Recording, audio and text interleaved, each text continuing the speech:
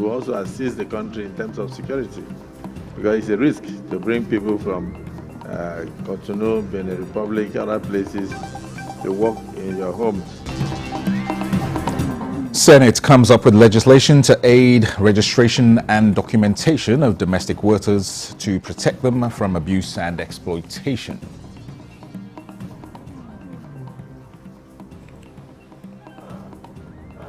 Citizenship right is a constitutional matter, but whatever it is, I'm sure that there's a huge role and a lot of responsibility. Nigerians in diaspora homecoming plan to coincide with Nigeria's 64th independence anniversary.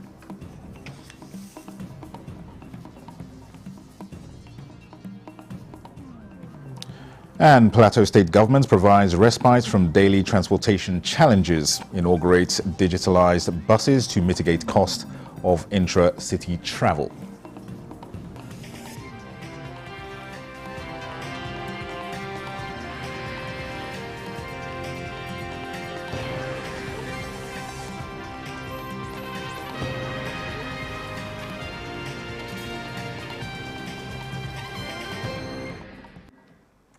Hello and welcome to the news at 11 on NTA News 24. We are live in Abuja. I am Dennis Adegunloye.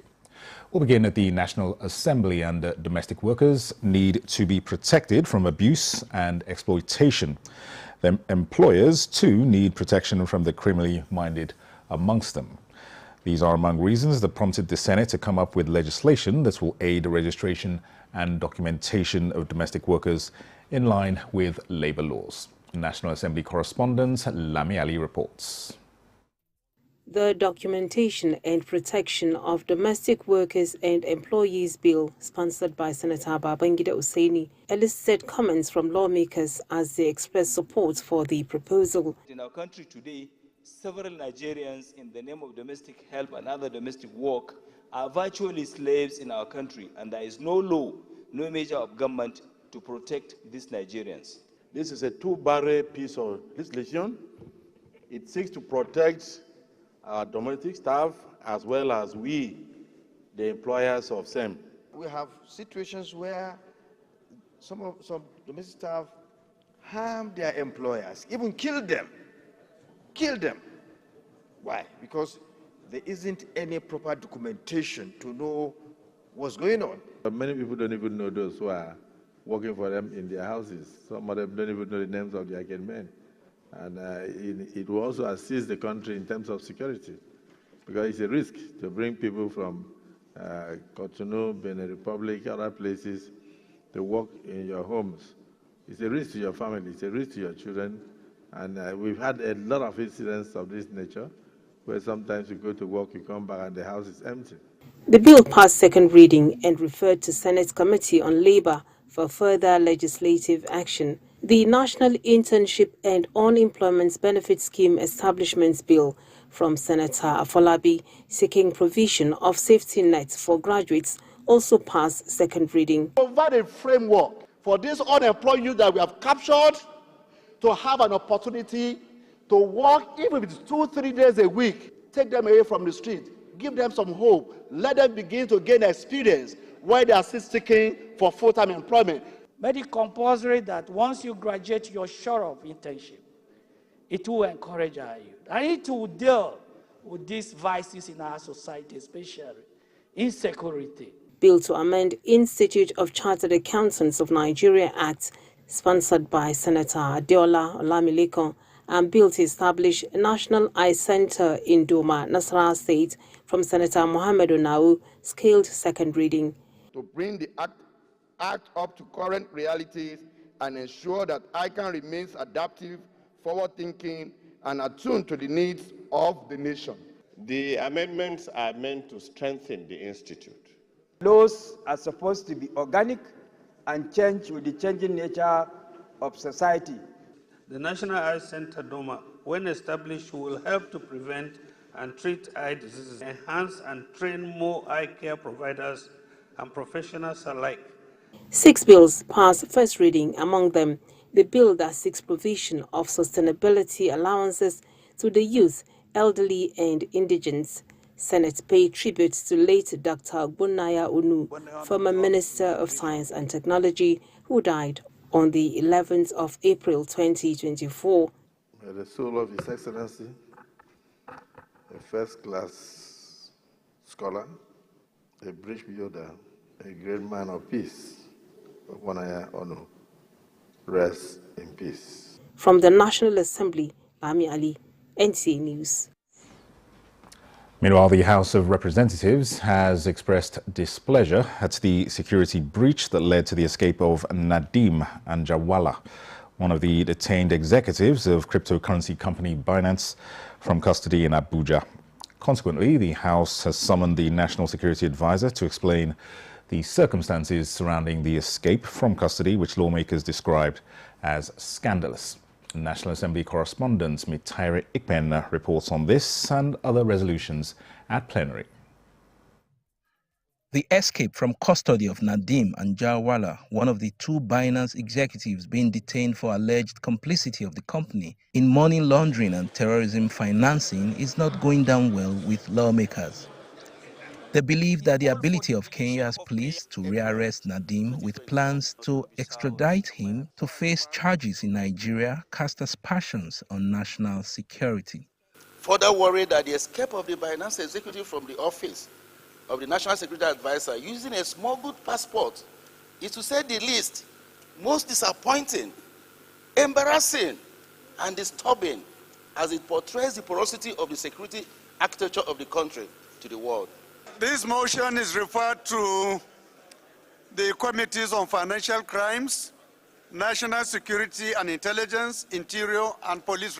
Lawmakers also expressed worry over periodic attacks on schools in the country and the effect on school enrollment. The House therefore mandated its relevant security committees to interface with all security chiefs with a view to identify how best to secure schools and proffer lasting solutions to various security challenges in the country. The fear of attacks has stopped many children from ever attending school again. Mr. Speaker, mandate schools to engage the services of private security outfits to complement the efforts of the security agencies in securing the schools. The Chief of Defense Staff established a functional operational military base in Omala local government area of Kogi State for rapid response to the incessant herdsmen attack in the local government area. Meanwhile, an ad hoc committee was constituted to investigate the death of a 4-year-old boy, Miguel Ovoke, a pupil of Brick Hall School, Abuja. The young innocent child was reported dead under suspicious circumstances, which the school was unable to explain up to date. Worried that the parents of this deceased boy suspects a cover-up. Lawmakers urged the Federal Ministry of Education to expedite the disbursement of stipends owed students studying overseas under the federal government's bilateral educational agreement scholarship. Such neglect may cause our vulnerable students to stray into unwanted vices. 31 bills passed first reading at Wednesday's plenary, including the Joint Admissions and Matriculations Board Act Amendment Bill 2024. From the National Assembly, Mitaire Ikpen, NTA News. The Minister of Interior, Olubunmi Tunji-Ojo, says the federal government is working towards providing a conducive environment for inmates by building modern correctional centres with facilities that will add value to their lives. The minister stated this at a meeting with the Senate Committee on Interior over the recent Suleja prison collapse. National Assembly correspondent Isa Mohammed tells us more. Suleja Correctional Center was built in 1914 with capacity for 200 inmates, but it has been overstretched to more than 400. Following the incessant prison breaks across the country and the most recent, the Suleja incident, Senate Committee on Interior invites the Minister and Comptroller General of Nigerian Correctional Service for the way forward. And we also discussed about solutions in terms of making sure that this doesn't happen again. And I can tell you the federal government is in control of this. Everything is under control. And President Bola Ahmed Tinubu is actually putting in everything through the Ministry of Interior and the Nigerian Correctional Service to make sure that there's no reoccurrence and we have a correctional center. We have a correctional center that is safe for all inmates. Committee members unanimously agree that the agency needs more funding to meet global best practices. The good news is that they have what it takes to retract them, and they have already rearrested some of them, and the effort is ongoing. We are satisfied, very satisfied with the minister's briefing. I believe he's doing what needs to be done. But going forward, we have to do what we have to do to appropriate more resources to modernize our prisons. They are made to be correctional.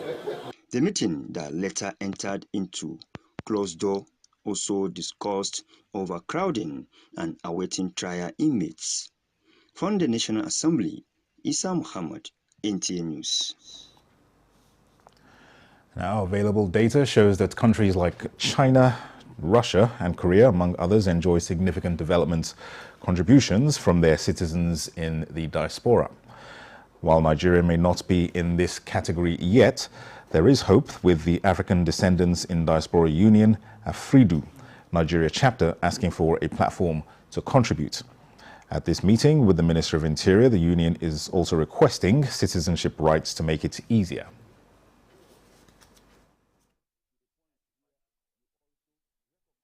They're asking that the Nigerian government give them the citizen right. We want to come to home, and start with our ancestral home, and help to develop our country. Minister of Interior Olubunmi Tunji-Ojo, while not committing to the issue of citizenship, assures his guests that there's a lot they can do for the country. The citizenship right is a constitutional matter, but whatever it is, I'm sure that there's a huge role and a lot of responsibilities for our brothers, and we look forward to that contribution. For starters, the union is planning a homecoming to coincide with Nigeria's 64th independence anniversary.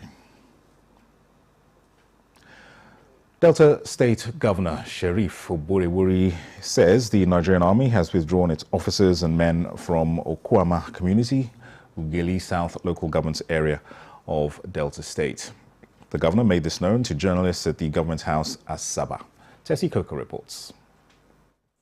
Since the crisis at Okwama in Ugeli South local government area of Delta State that took the lives of 17 military personnel and officers, the people of Okwama fled the community for safety. Now, after much deliberations and collaboration between the state government and military leadership, the people of Okwama can now return to their home. I spoke with the Chief of Army Staff, Lieutenant General Lagbaja, on Monday, 6th of May. And as of today, 8th of May 2024, the military have withdrawn from Okwama. With this development, the people of Okwama can now safely return to their homes and begin the process of reintegration and rebuilding their homes. Governor Sheriff Oborewori thanked President Bola Tinubu and the hierarchy of the Nigerian Army for their cooperation and other stakeholders for their support during the period. I want to express my deep and profound gratitude to Mr. President, the Chief of Army Staff, and the hierarchy of the Nigerian Army for their understanding and cooperation. Security, as we all know, is shared responsibility. So, we will continue to count on the support and cooperation of every citizen to ensure that our state remains safe and peaceful. Once again, I commiserate with the families of victims of Okwama incident. To ensure a hitch-free return of Okwama residents, the state government has put modalities in place for an eternally displaced persons camp to be set up at Ewu in Ugeli South local government area of the state to serve as transition to aid their rehabilitation. In Asaba, Tessie Coker, NTA News. Meanwhile, the Economic Community of West African States, ECOWAS, has organized a 3-day strategic partnership engagement between the ECOWAS Commission and its training centers of excellence as proactive means of tackling terrorism and insecurity in the sub-region. Facilitated by development partners, the meeting at the National Defense College, Abuja, featured a high-level interaction on capacity building, policy developments and action-oriented research among member states. The Commandant's National Defense College Rear Admiral Olumuyiwa Olotu reiterates commitment to constructive discussions towards expanding the scope of collaboration to enhance regional stability through a viable democratic framework.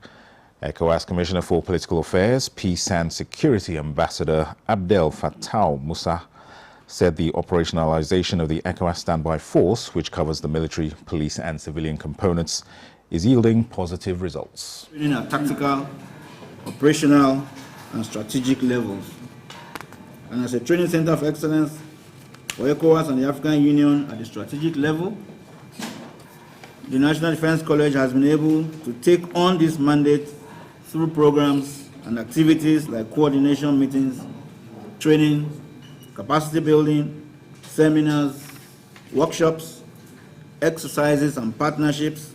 We are working very closely with the African Union on this leg of the issue to make sure that we inject human rights into whatever we do. When you look at the current state of terrorism, how do we need to reposition that plan of action in order to more effectively counter, this threat that is becoming existential, to all of us. The outcome of the meeting is expected to have far-reaching implications that will contribute to the growth and development of ECOWAS and its training centers of excellence. You're watching the news at 11 on NTA News 24. More reports in a moment. Stay with us.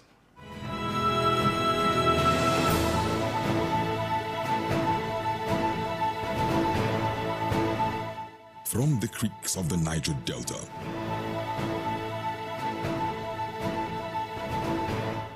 to the breathtaking scenery of the plateau, in noonday and nighttime, we set out to bring to you captivating stories that evoke your emotions. For fascinating documentaries and reports on day-to-day issues with expert analysis, tune in to NTA News24, DSTV Channel 419, GoTV Channel 26, StarTimes Channel 101 and 433, and Free TV Channel 703.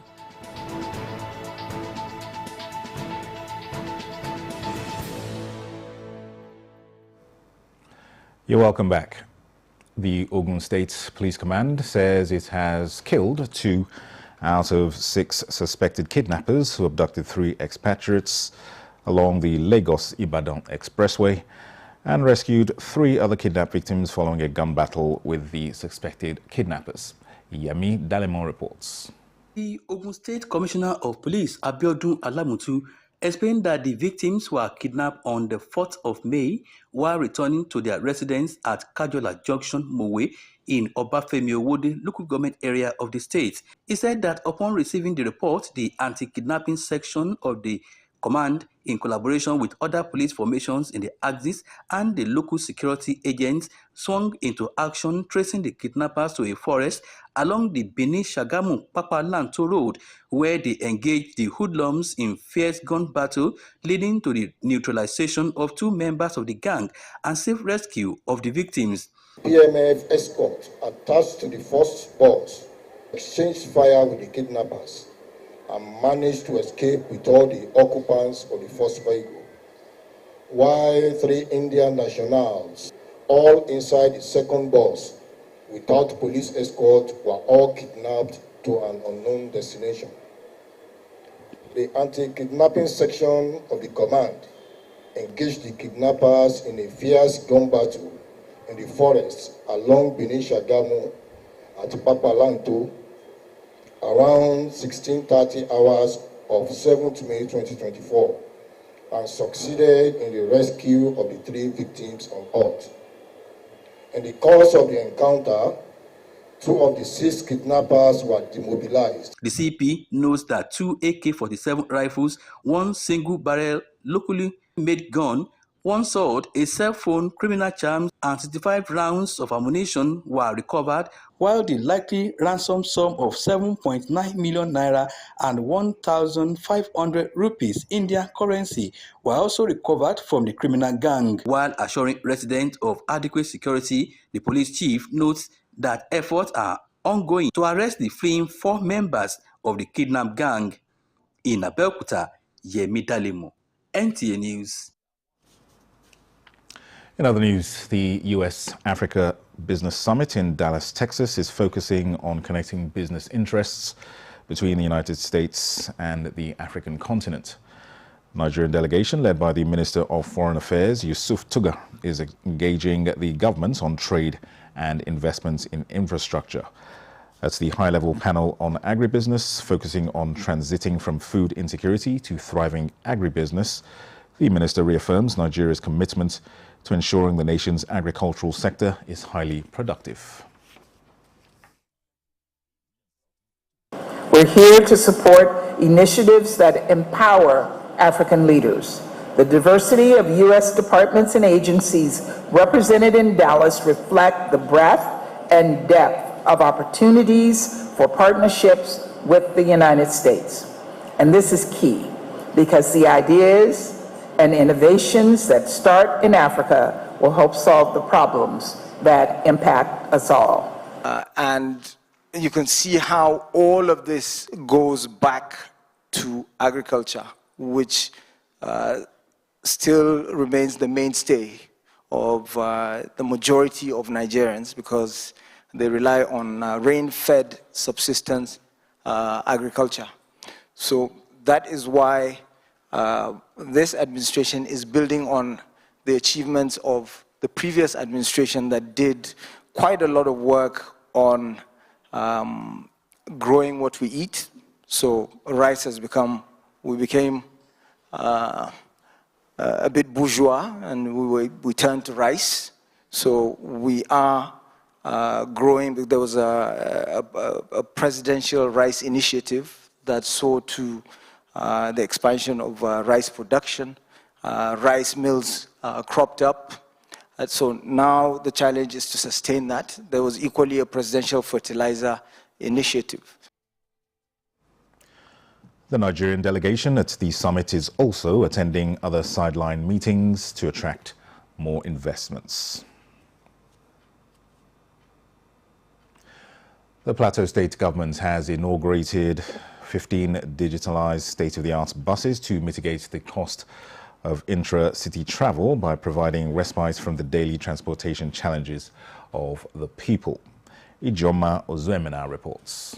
The digitized buses are equipped with modern facilities such as secured card payment system with comprehensive video monitoring system to guarantee safety and install a culture of accountability. We have good relief for the citizen of Plateau. As you can see, we are all waiting here for that good gesture that our able governor has, given to us. I will recommend the government. I will say a big thank you to them for actually inventing such, so we all are here to partake in this stuff. This feat, Governor Mutfwang says, is his administration's dedication to exemplary leadership, guided by principles of integrity and deep-rooted love for the people of the state, which will alleviate the economic burden and improve the quality of life of the people. The day we have been waiting for has finally come. And today we celebrate a milestone in our administration's quest to fulfill the aspirations of our cherished citizens of Plateau State. We gather to mark a transformative step in our beloved city's march towards modernity and progress, the unveiling of the 10th City Metro Urban Transportation Initiative. Other stakeholders at the event lauded the initiative, noting that it is in tandem with what is obtainable in modern cities of the world. Governor Mutfwang also inaugurated one of the bus stations to signal the commencement of the Metro bus services. In Jos, Ijoma Ozemena, NTA News.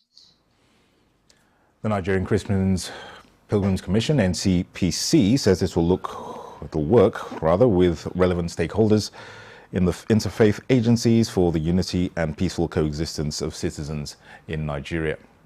Executive Secretary of the Commission, Bishop Stephen Adigbite, made this known while briefing the media on the new direction of the Commission.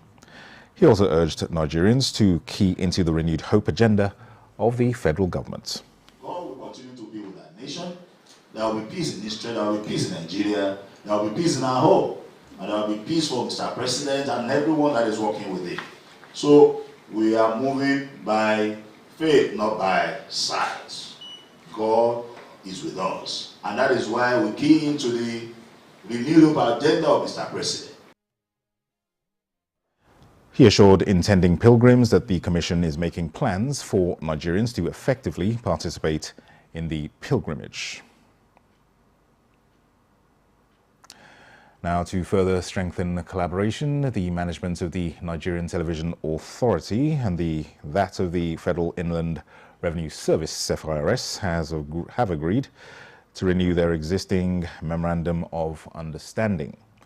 Both organizations came to the agreements when the broadcast media unit of the FIRS paid a visit to the DG NTA Salihu Abdulhamid Dembos. Deborah Balagbubu reports.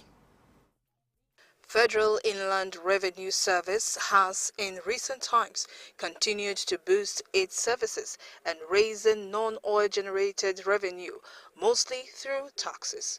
The FIRS team, led by Director Communication Liaison Department Abdullahi Ismail, informed the DG NTA that the service is determined to reactivate the partnership as its broadcast media unit is committed to scale up its public enlightenment activities. This is in the area of raising public awareness on tax obligations and services rendered by the FIRS, augmenting the nation's economy. This provides us with a good opportunity to relate with NTA. I know relationships has been good. We signed an MOU with the NTA in 2021, and we are working to strengthen that MOU again and to include some other issue areas that will be of mutual interest to both parties. As you know, the current government is very big on taxation affairs, and we want to prioritize some of our events that will cover. Director General of the NTA, Salihu Abdulhamid Dembos, who described the visit as a family meeting, assured that NTA is ready to reawaken the existing relationship to help promote its robust activities, especially regarding taxes. We can sustain the relationship. Then came your call that you want to pay us a visit with a view to taking a look at how we can sustain it. I think it's a very good initiative, and we want to assure you that we'll be ready to collaborate with you. The DG promised to strengthen the relationship to the satisfaction of both parties. Deborah Balagbubu, NTA News. And with that, we conclude the news at 11 on NTA News 24. Thanks for watching. I am Dennis Adigunloye. Have a good night.